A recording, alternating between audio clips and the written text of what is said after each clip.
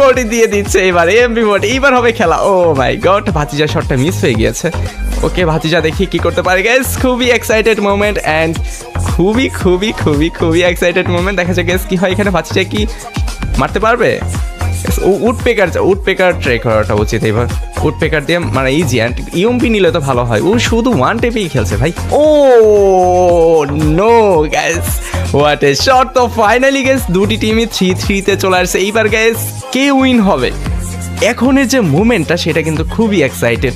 মানে কে উইন হবে এখন? দুটি টিমই কিন্তু রয়েছে গাইস 3-3-তে, আর একটি রাউন্ড যে জিততে পারবে, যে টিম একটি রাউন্ড নিতে পারবে সেই টিমই কিন্তু আজকে উইন হয়ে যাবে। এদিক থেকে সামির আপু কিন্তু 2টি কিল করেছে, তার মানে আমার ভাতিজাকে 2বার মেরেছে। এদিক থেকে ইসরাত আপু কিন্তু 1বার মেরেছে। নাজিহা এবং মনিরা কিন্তু তারা দুজনে একবারও মারতে পারেনি। এদিকে দেখতে পাচ্ছি নাজিহা 0 ড্যামেজে রয়েছে, অ্যান্ড এদিক থেকে 67 ড্যামেজ করেছিল মনিরা আপু। ওকে, অ্যান্ড ভাতিজা 4607। ও নো ভাই, কি ড্যামেজই না করেছে। ওকে চলো গেছে, এবার দেখা যাক আমার ভাতিজা কি করে। এবার একটু চালাকি করে খেলতে হবে, আর মেয়েরাও কিন্তু কোনো অংশেই চালাক কম নয়। আর এদিক থেকে মেবি সামির আপুর নেটওয়ার্ক প্রবলেম নাকি, হ্যাঁ মেবি একটু নেটওয়ার্ক ইস্যু ছিল। দেখা যাক ভাতিজা কি করতে পারে।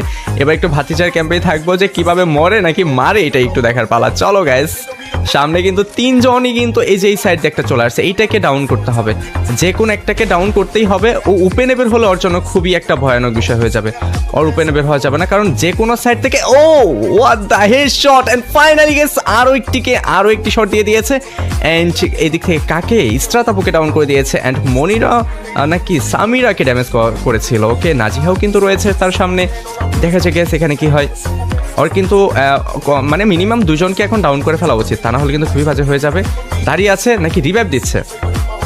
আরে ভাই রিভাইভ দিচ্ছে, হোয়াট দ্য হেক।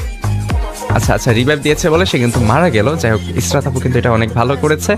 তো যাই হোক, এদিক থেকে কিন্তু অলরেডি কিন্তু 2 জনকে ডাউন করে দিয়েছেন। ফাইনালি গাইস সামির আপু কিন্তু ভাতিজাকে হেডশট দিয়ে ম্যাচটা উইন করে নিল।